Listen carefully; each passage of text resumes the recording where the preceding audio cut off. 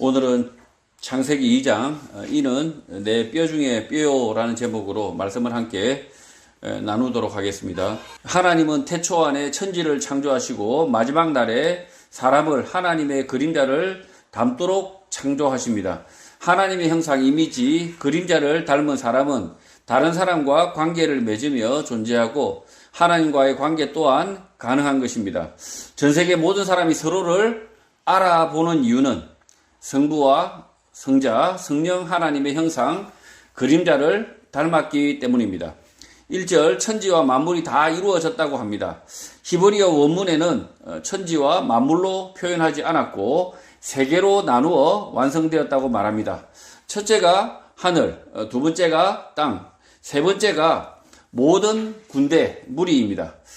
히브리어 사바는 군대, 무리라는 뜻을 가졌는데 여러 짐승까지 모두 지으셨다, 완성하셨다는 것입니다. 하늘, 땅, 무리 이렇게 완성하셨다고 이렇게 1절에 말하고 있습니다. 2절 하나님이 그가 하시던 일을 일곱째 날에 마치시니 그가 하시던 모든 일을 그치고 일곱째 날에 안식하셨다고 합니다. 완성하다라는 뜻의 히브리어는 샤바스인데 휴식하다, 멈추다, 그만두다, 그치다라는 뜻입니다. 하나님은 일곱째 날 안에 모든 일을 완성하셨고 일곱째의 날에 모든 일로부터 그쳤다, 쉬셨다는 것입니다. 히브리인들에게는 그래서 7이라는 숫자가 완성, 온전함을 뜻하는 숫자가 된 것입니다. 안식일 주일을 반드시 7일, 특별한 날로 생각하는 사람들이 있습니다. 잘못된 개념입니다. 일곱 번째 날만 반드시 쉬어야 하는 법은 없습니다. 피곤하고 병들면 첫날이라도 쉬어야 합니다. 일상 중에 일곱 번째 날, 주일, 안식일을 기억하는 이유는 하나님이 하늘과 땅, 모든 짐승과 사람을 지으셨다는 사실을 인정하고 기억하라는 것입니다. 하나님이 온 세상과 사람을 지으셨다는 사실을 인정하지 않는 주일, 안식일은 아무런 의미가 없는 것입니다. 또 반드시 일곱 번째 날만 하나님이 세상과 사람을 지으셨다는 것을 기억하라는 것이 아니라 모든 날을 그렇게 살라는 것입니다. 그러니 모든 날 가운데 하나님의 창조하심을 기억하는 날, 자각하는 날이 안식일, 주일인 것입니다. 성도들이 하나님의 창조하심, 하나님의 안식하심을 기억하는 날, 그 날이 곧 뭐라고요? 안식일이고 주일이다. 일곱 번째 날, 일요일이 특별히 거룩하게 구별된 날이 아니라 하나님께서 천지와 만물을 지으셨다는 사실을 기억하는 성도들이 거룩하게 구별된 것입니다. 따라서 엉뚱하게 하나님과 사람보다 일곱 번째 날을 거룩하게 생각하는 것은 잘못된 미신 생각입니다. 안식일 주일은 하나님의 천지 창조를 자각하는 성도의 모든 시간이 안식일이고 주일입니다. 그러니 일요일은 특별한 날이다라는 잘못된 생각을 버려야 하는 것입니다. 그렇다고 일요일은 짜파게티 먹는 날, 내가 요리사의 날은 아닙니다. 모든 날을 하나님의 말씀 앞에 서야 하지만 특별히 교회 모든 성도가 함께 모여서 집회, 모임으로 모여 같은 말씀을 함께 대면하는 일은 매우 소중한 시간입니다. 흩어져 있던 형제들이 함께 모여 말씀을 함께 보며 그 말씀 가운데 하나님의 은혜를 찾는 일은 인생에서 소중한 시간인 것입니다. 그래서 주일이 기다려져야 된다는 것입니다. 이 주일이 마치 이렇게 복 있는 날, 손 없는 날, 이런 특별한 날이 아니라 실제로는 모든 날이 성도들에게는 주일이어야 되고 모든 날이 하나님의 날, 하나님의 창조하심을 기억하는 날이 되어야 되지만 그러나 왜 주일이 또 특별해지고 있냐? 교회의 성도들이 함께 모이는 날이라는 거죠.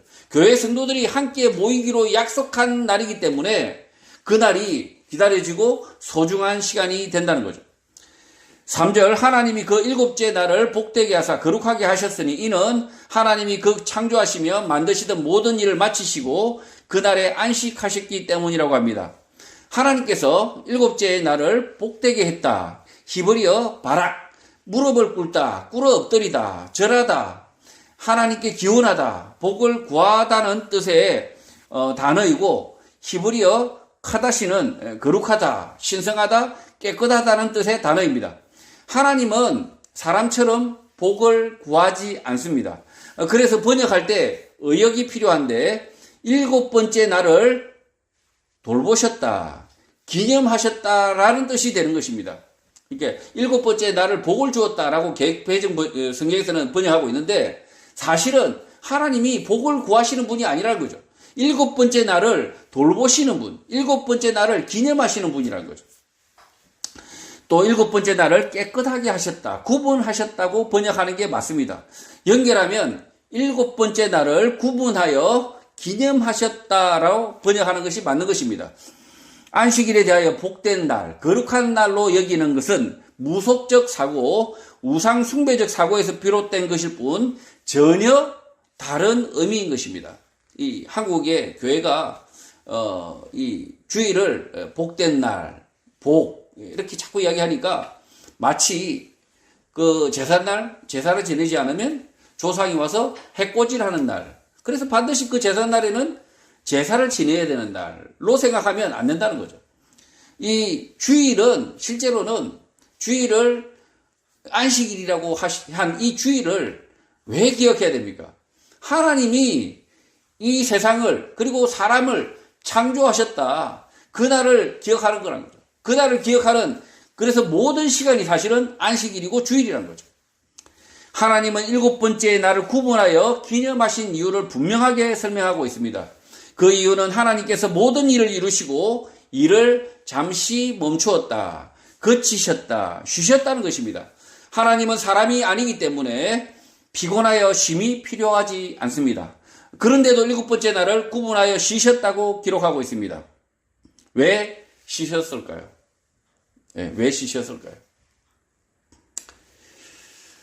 하나님의 쉼의 의미는 여러 가지가 있겠으나 첫 번째는 하나님께서 세상과 사람을 창조하셨다, 일하셨다는 사실을 사람이 기억하라, 기념하라는 것입니다. 두 번째는 하나님께서 사람에게 자기의 일을 맡기신다는 의미입니다. 하나님께서 쉬시고 사람에게 자기 일을 맡기시는 것입니다. 하나님이 6일을 일했다면 하나님이 쉬시고 사람에게 하루 잠깐 맡겨보시겠다는 것입니다. 수천 년 지구 역사가 모든 인간의 시간으로, 인간의 역사로 알고 있지만 실제는 모든 시간, 모든 일은 하나님께서 하셨고, 그 많은 시간 중에 잠깐 인간의 그 긴 역사가 실제로는 우리 인간에게 잠깐 맡겨진 하루라는 것입니다. 인간의 역사가 아주 유구한 것처럼 생각하지만 하나님의 시간에서는 하나님께서 다 일하셨고 인간에게는 잠깐 맡겨진 하루다. 이게 하나님의 시간의 관점이라는 거죠. 2차 세계대전은 현대 철학에도 큰 영향을 끼칩니다. 인간의 존재, 자유, 책임을 탐구하며 비인간적인 현실에 대응하는 실존주의 철학이 확산하고 언어 철학과 분석 철학이 발전하고 윤리학과 정치 철학의 논의가 심화되고 구조주의와 포스트 모더니즘이 등장하게 됩니다. 이러한 철학 사조의 근원에는 하나님의 창조를 부정하고 여러 사회 문화의 구조 속에서 인간의 존재를 살펴보자는 것이고, 영국의 생물학자 리처드 도킨스가 2006년 쓴 책 만들어진 신, 영어명 The God Delusion의 주장처럼 신은 사람이 만들었다, 신은 인간의 망상의 산물이다 라는 도발이 포스트 모더니즘인 것입니다. 현대 철학이 이렇게 하나님의 창조를 도발하며 발전하는 이유는 하나님의 창조와 쉼으로 쉽게 이해할 수 있습니다. 하나님은 태초 동안에 세상과 사람을 창조하시면서 잠시 쉼을 선택하십니다. 잠시 쉬는 이유는 자신의 형상, 이미지, 그림자를 닮은 사람과의 관계를 형성하고 하나님과 관계를 맺을 줄 아는 사람을 위함입니다. 창조한 사람, 그가 어떻게 다른 사람과 관계를 맺는지, 다른 사람과 관계를 만든 사람이 어떻게 다시 하나님과의 관계하게 될지 지켜보시는 순간이 하나님의 쉼, 안식일인 것입니다. 7번째 날을 구분하여 기념하신 이유, 쉼을 가지신 이유는 사람에게 삶과 자유를 주셨기 때문인 것입니다. 창세기는 하나님의 쉬심, 7번째 날에 대한 설명이 이후 곧장 사람, 아담에 대한 이야기로 넘어가게 됩니다. 하나님께서 아담에게 삶과 자유를 부여하셨기 때문입니다. 사람이 7번째 날을 구분하여 기념해야 하는 이유는 하나님이 세상과 사람을 창조하신 것을 기억하는 것뿐만 아니라 자신에게 생명, 삶을 주신 것에 감사해야 하는 날인 것입니다.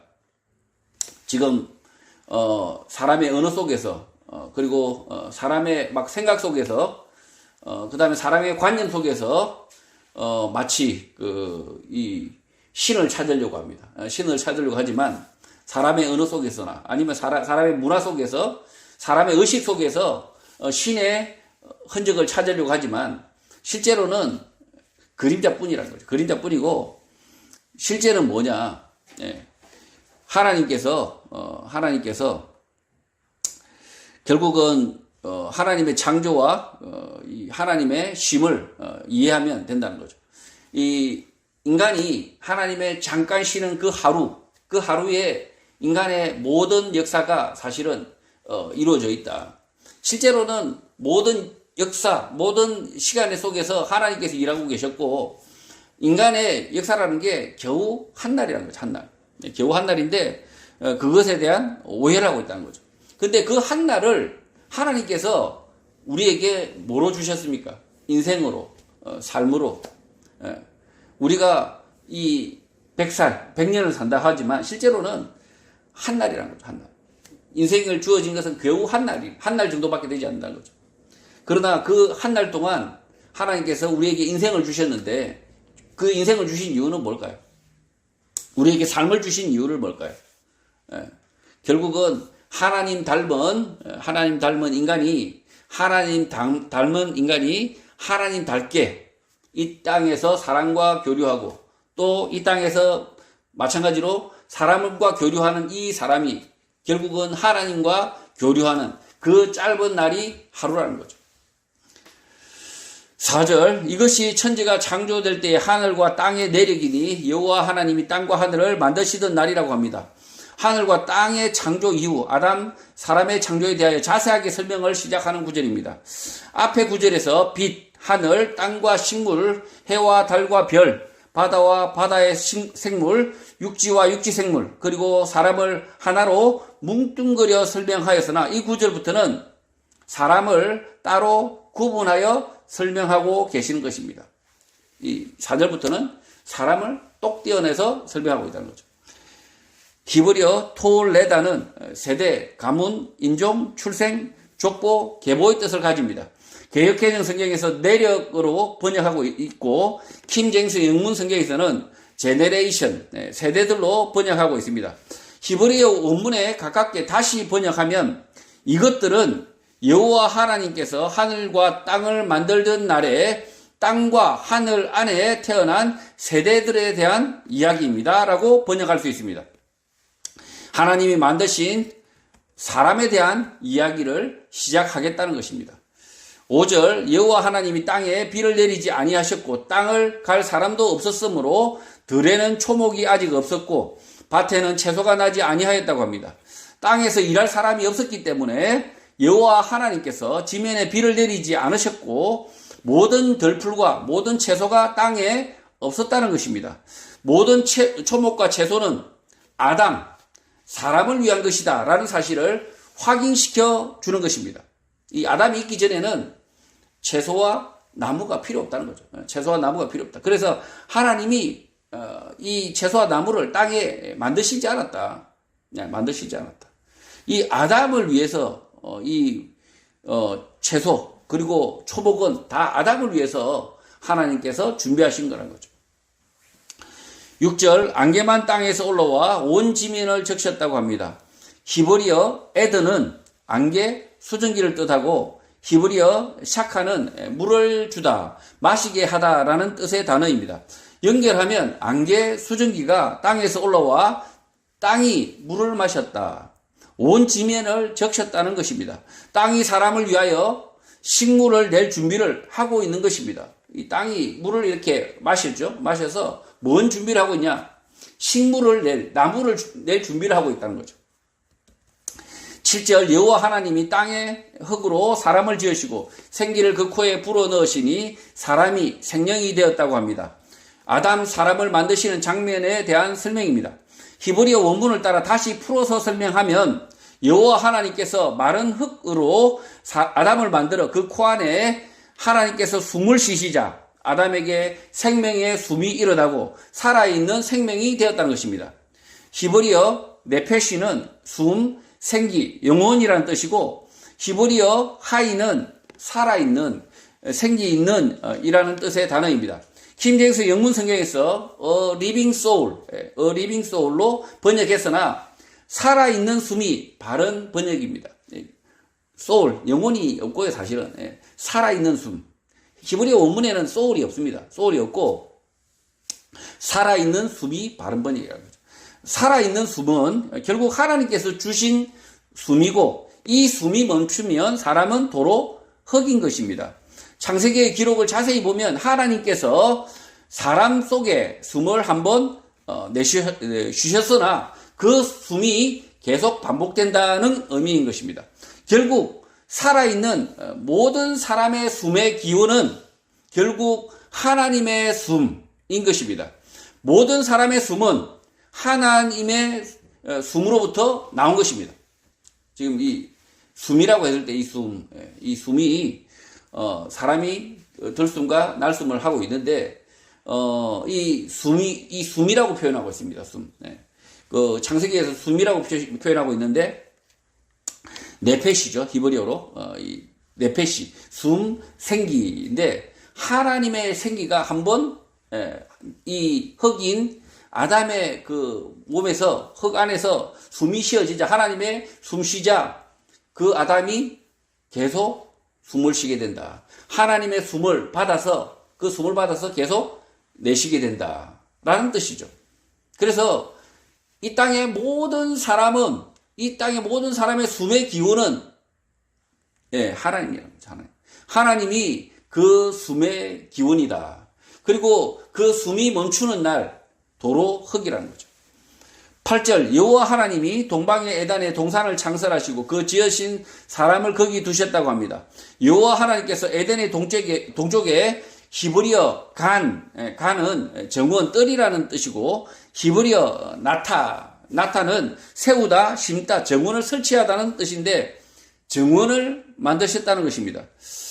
정원 뜰은 누군가 관리를 하는 곳이고 들은 누군가 관리를 하지 않는 곳입니다.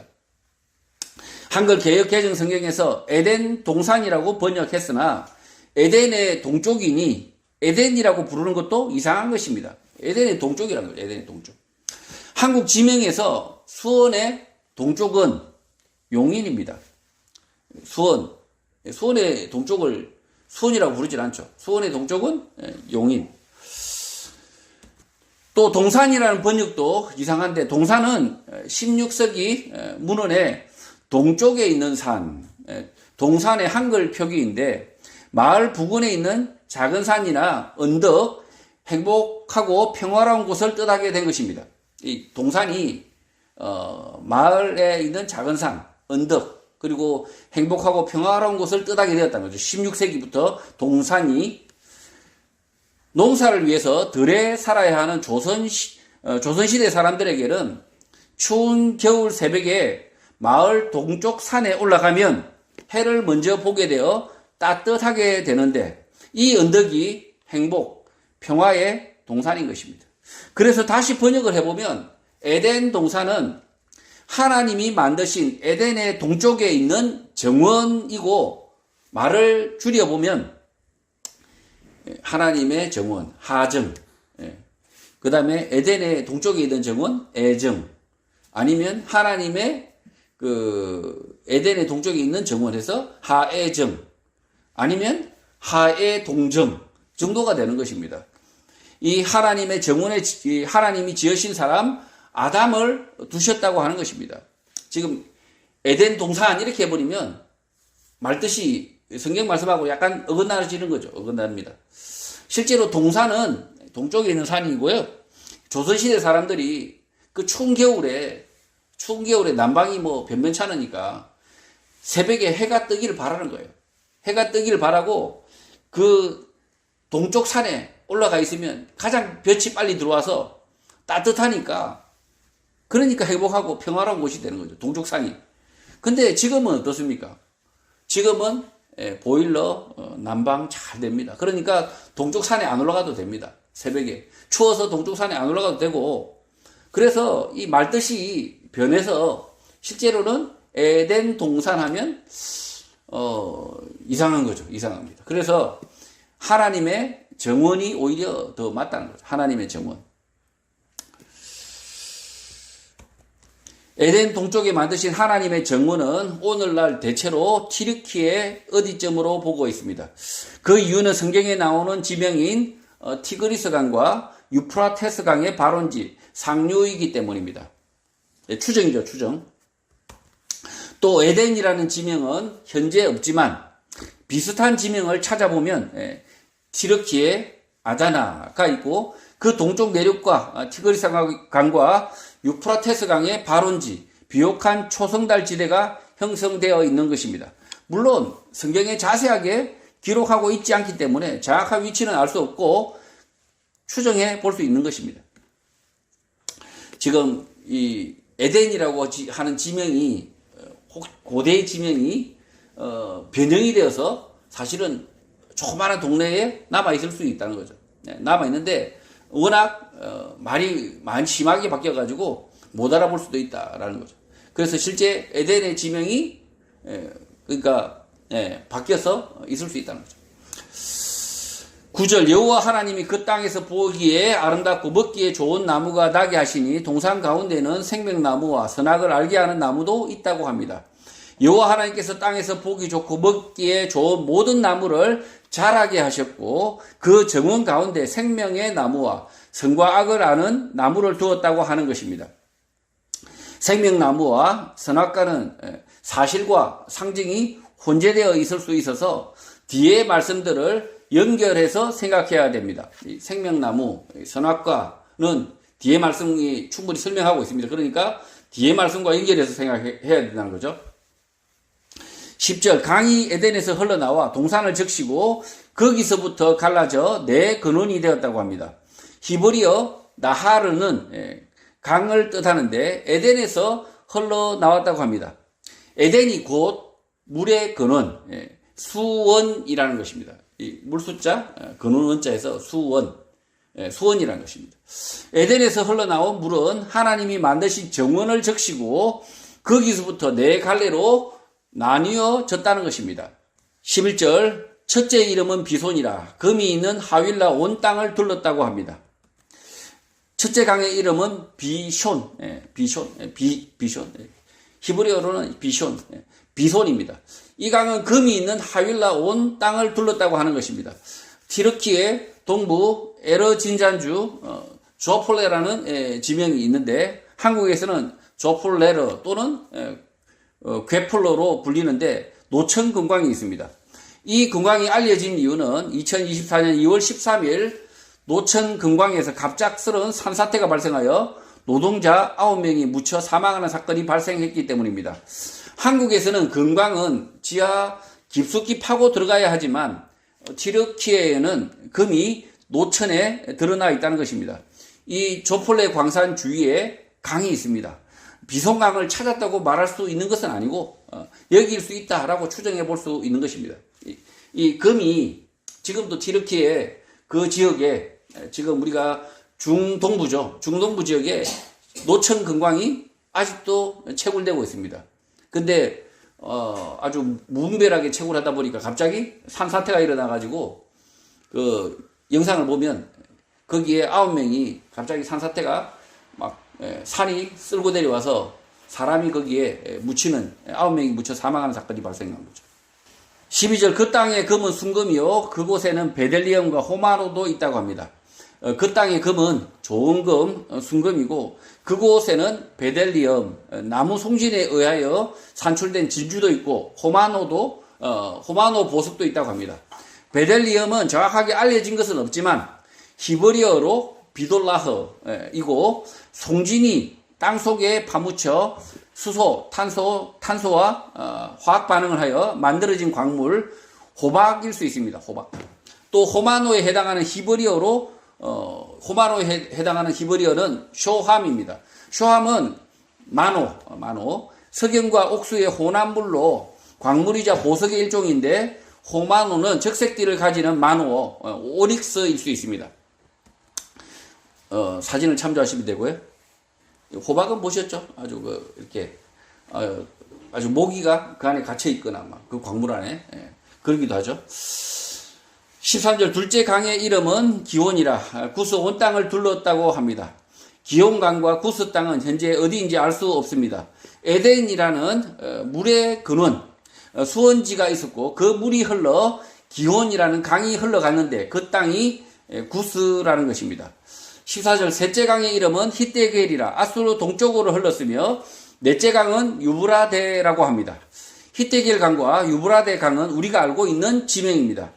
티그리스 강과 유프라테스 강입니다. 이 두 강은 고대 메소포타미아 문명을 발전시키는 근원이 됩니다.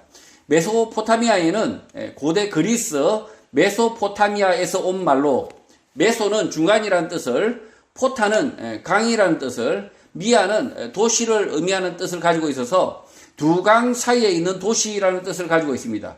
이 두 강을 알고 있기 때문에 에덴이 어디인지 추정해 볼 수 있는데 성경에 기록되려면 대략 티르키의 중동부 지역 정도가 되는 것입니다. 이 지역은 현재 시리아, 이라크, 이란, 아르메니아, 조지아가 둘러싸고 있어 늘 분쟁 지역이 될 수 있는 곳입니다. 지도는 참조하시면 되고요. 15절 여호와 하나님이 그 사람을 이끌어 에덴 동산에 두어 그것을 경작하며 지키게 하셨다고 합니다. 사람 아담을 취하여 에덴 정원 뜰 안에 쉬게 했는데 그곳에서 일도 하고 그곳을 지키기도 했다는 것입니다. 인류 최초 하나님의 명령은 아마 하나님의 정원, 에덴 정원, 뜰 안에서 일하고 그 정원을 지키는 일일 수 있는 것입니다. 일은 경작으로 추정되고 지켜야 하는 상대는 각종 짐승일 수 있습니다. 최초의 사람 아담은 하나님의 정원의 정원사로 취직한 것입니다. 이 아담이 정원사로서 멧돼지가 예쁜 꽃을 망가뜨리면 그걸 이렇게 지켜야 되는 그 일을 하고 있었다는 거죠. 에덴의 직업은 정원사, 하나님의 에덴의 동산의 정원사로 취직한 것일 수 있다는 거죠. 지켜라, 그 다음에 그것을 경작하라 이렇게 말씀하셨기 때문에 16절 여호와 하나님이 그 사람에게 명하여 이르시되 동산 각종 나무의 열매는 내가 임의로 먹어도 된다고 합니다. 이 정원은 하나님의 정원이지만 정원에 있는 모든 나무의 열매는 마음껏 먹어도 된다는 허락이 있는 것입니다. 이 정원이 아담에게 주신 것이면 이런 허락은 필요하지 않는 것입니다. 지금 이 정원은 누구의 정원입니까? 하나님의 정원입니다. 왜? 아담에게 다 먹어도 되지만 하나는 안 된다.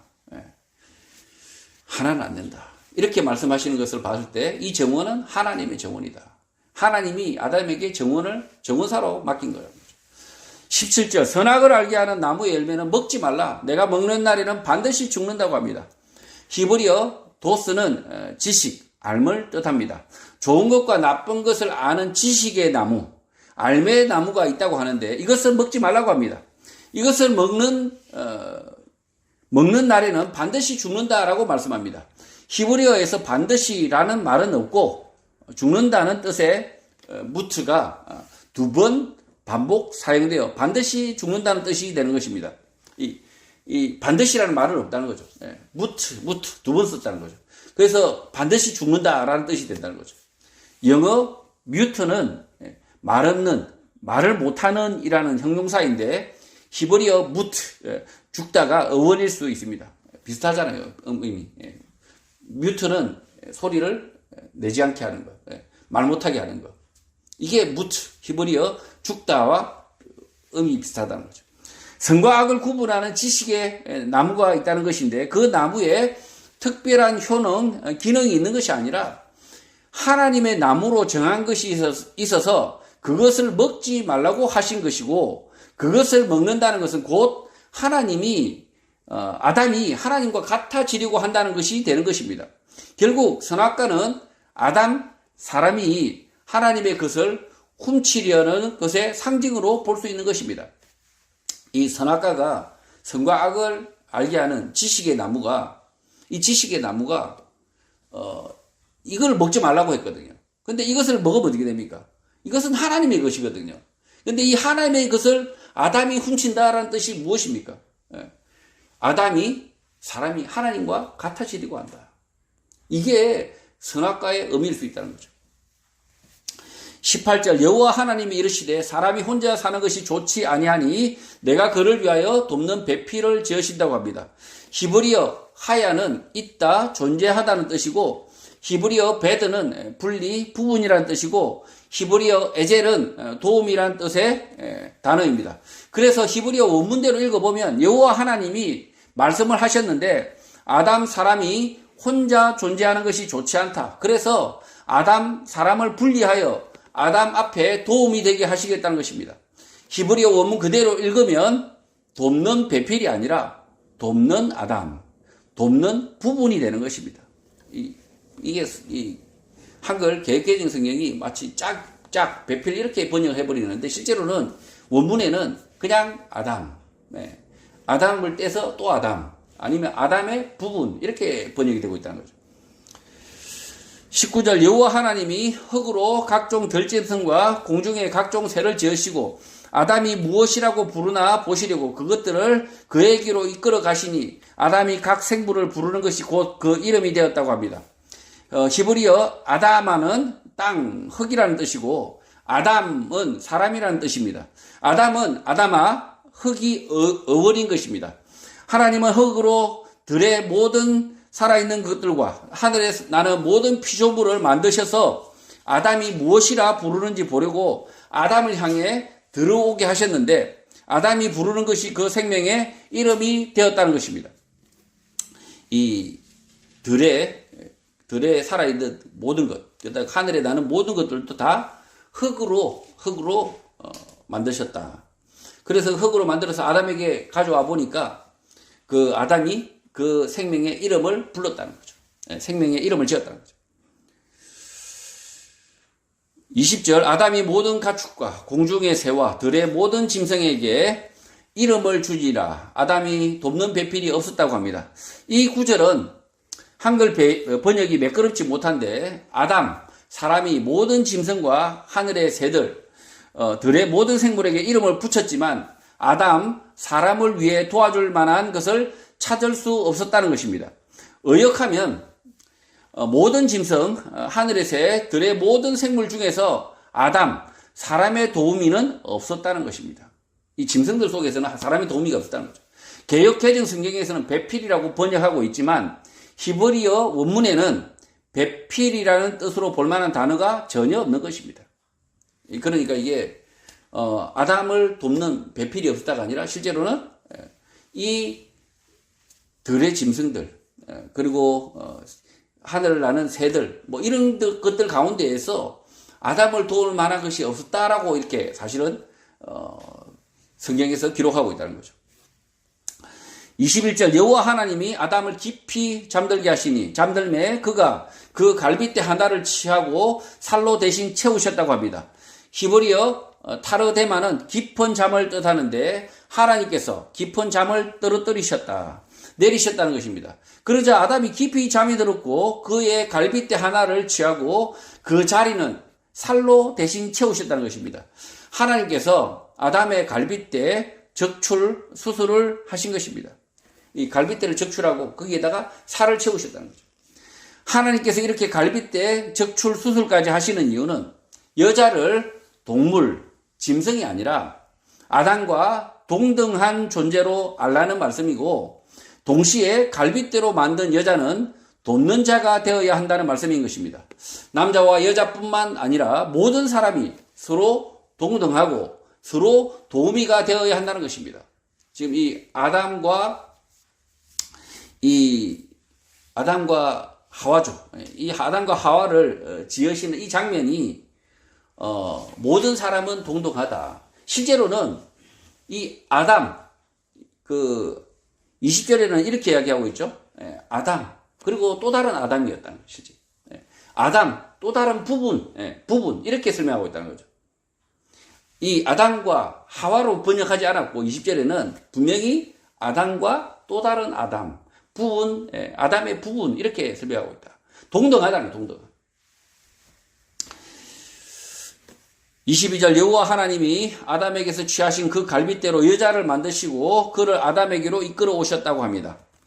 히브리어 바나는 짓다, 세우다는 뜻이고 히브리어 이샤는 여성이라는 뜻이고 영어로 이샤, 라틴어로 에와, 이 이샤를 라틴어로 에와라고 읽고 있죠. 그래서 에와, 그걸 다시 번역하다 보니까 하와가 된 것입니다.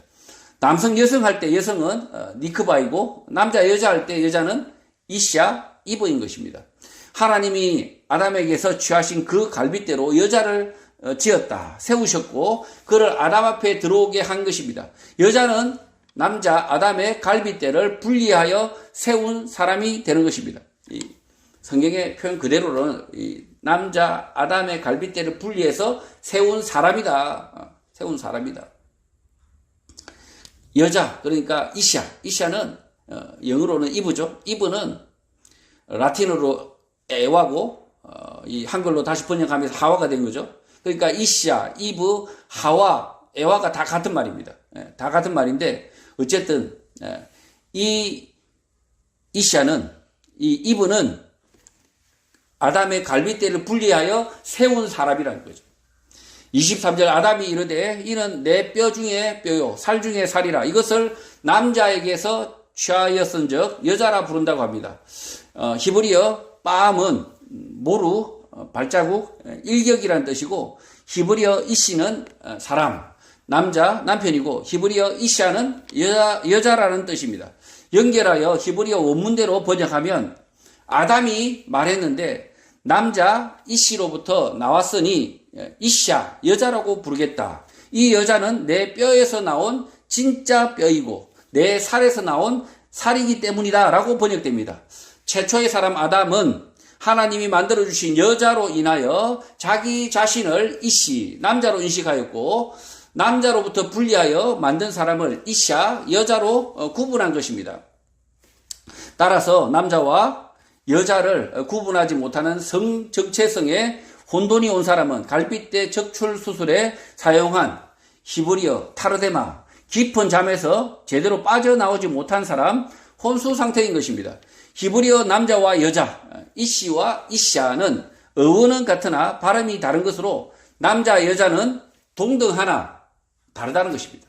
지금 이 아담이 자기 자신을 지금 이씨로 인식하는 거죠. 이씨, 남자. 그리고 여자, 이샤 이렇게 된다는 거죠. 그래서 이 아담 사람이 남자와 여자를 인식하는 과정이 설명이 되고 있다는 거죠.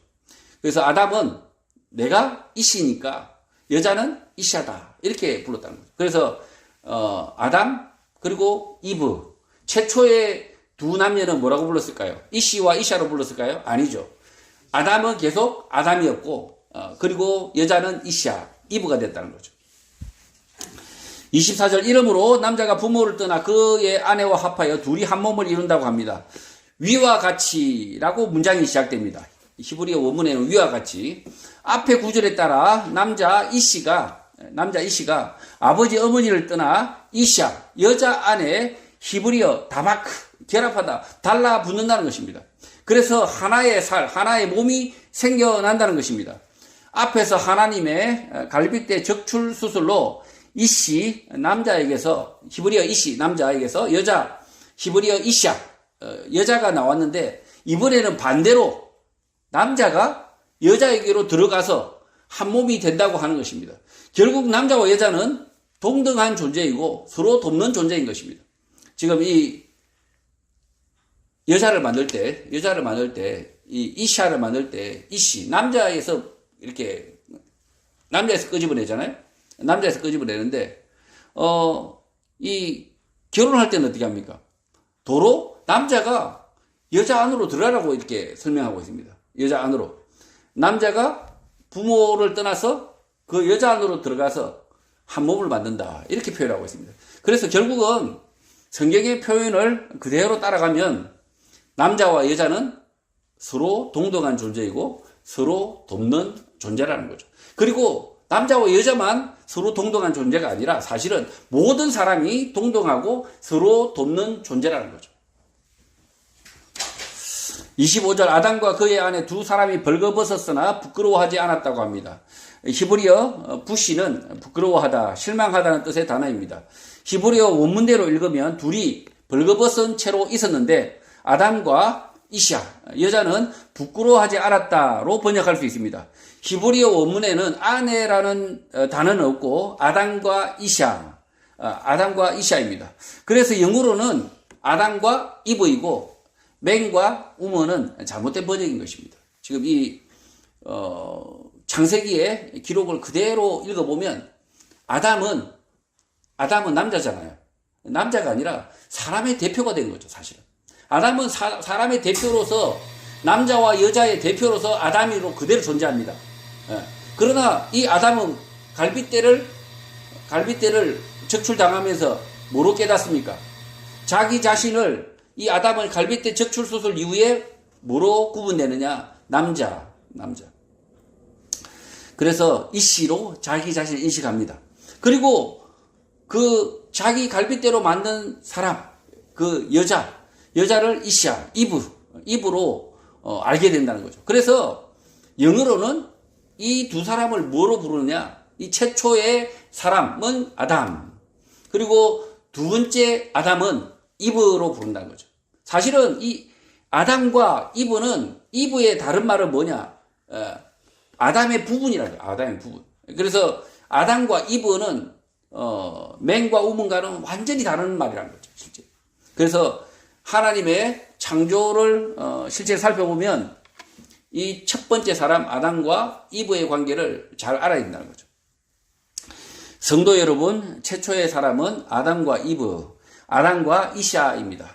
하나님께서 직접 갈빗대 적출 수술로 남자와 여자로 분리하여 지으셨고 서로를 동등하고 서로 돕는 존재로 인식시키신 것입니다. 이 수술 과정이 서로를 돕는 존재로 인식시키는 과정이라는 거죠. 그래서 아담과 이브의 모든 후손, 모든 사람은 모두 동등한 존재이고 서로 돕는 사람이 되어야 하는 것입니다.